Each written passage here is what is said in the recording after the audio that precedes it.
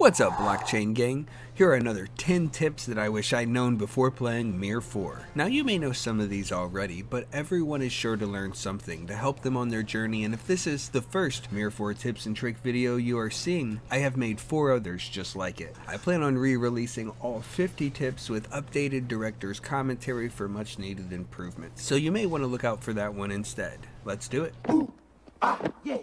Ooh, ah. You know, that's the sound of the men working on the chain. Gang. You know, that's the sound of the men working on the chain. Gang. Can you even say it? Ooh, ah. Fortune favors the patient. It is always better to save up your summoning scrolls until you have 10, so you get the 11th summoned for free.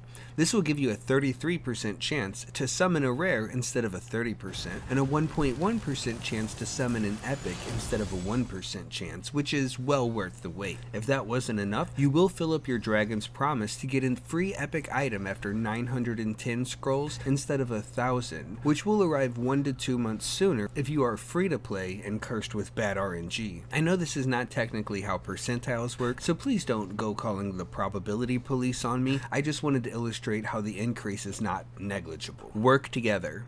If you work in a party with your allies or alt accounts, you can knock out quests and daily tasks much faster, as each party member's work will count together to drastically cut down on the time needed each day to perform these tasks. Speaking of daily tasks, it's possible to complete 3 of these each day in a matter of seconds and earn some extra dark steel in the process. The first thing I'm going to do is craft a piece of reputation gear. Any piece will work, and you can skip this step if you still have a piece you crafted from yesterday, and craft anything else to save 200 dark steel. Then you're going to enhance your reputation gear 1 time for another 200 dark steel. You can save it, sell it, put it in your codex. I don't give a fuck what you do with it, just switch over to your enchantments. There you can enchant some green gear for 1,000 dark steel, or blue for 2k if you still need some improvement. Enchant 1 time, and if the outcome isn't good, just hit the X. You don't actually have to keep it.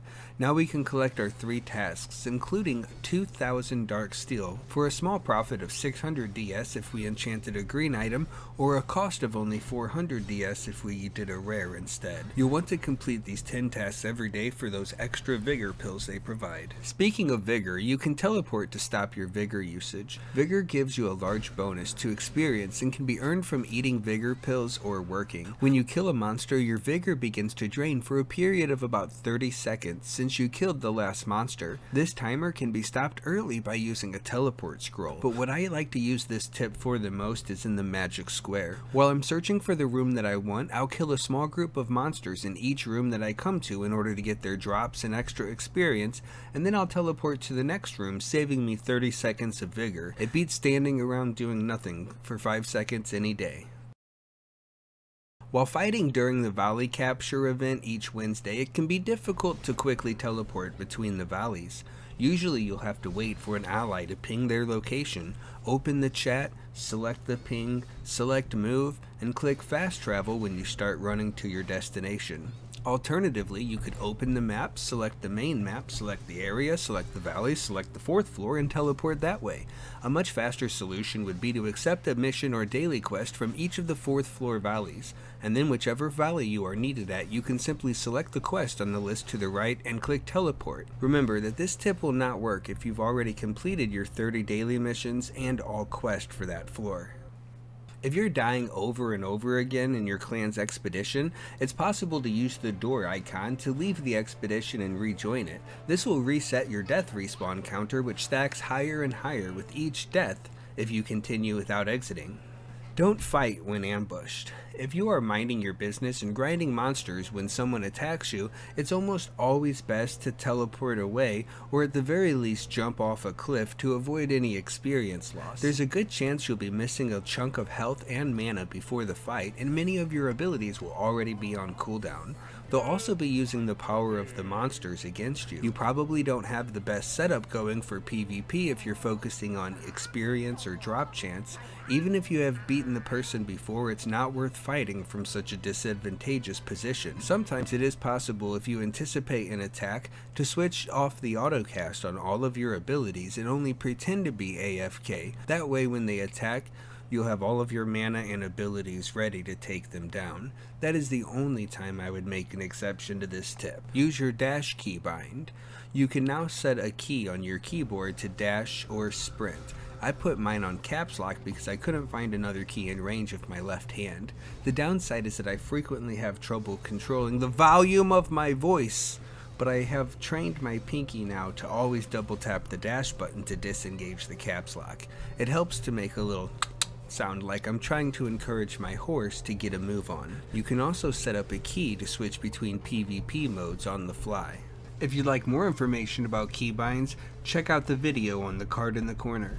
Use your environment. Each area of the game will have its own advantages and disadvantages in PvP.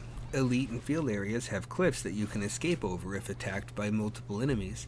Labyrinths are maze-like areas that allow you to see your opponents nearby before they're able to locate you in a reasonable amount of time if you're watching the screen. They also have many entrances and exits that contain safe areas around portals. Valleys have powerful monsters and bosses that can be used to take stronger enemies by surprise. Hidden passages do not allow for PvP. Secret passages are open PvP but will not allow your enemies to track you. Secret peaks are open, which makes it hard for enemies to chase you while airwalking, and there are several cliffs to avoid experience loss on death. The magic square allows you to teleport instantly and also has 4 safe rooms. Remember that your evade ability is not just to dodge things, it also reduces the damage taken by half and can instantly recover from being knocked down. If you would like more info on the dodge ability, check out the recent video I made dedicated to it, as it's one of the best abilities in the game. Those are all the tips I have for this video. Thank you for watching. Be sure to leave a comment, like, and subscribe so we can do this again sometime. Commander, do you think that we have any chance of surviving? If I were you, Counselor, I wouldn't ask me that question. I would ask him. Why? Because he's the one who believes in miracles. I believe in miracles. Since you came along, you sexy thing.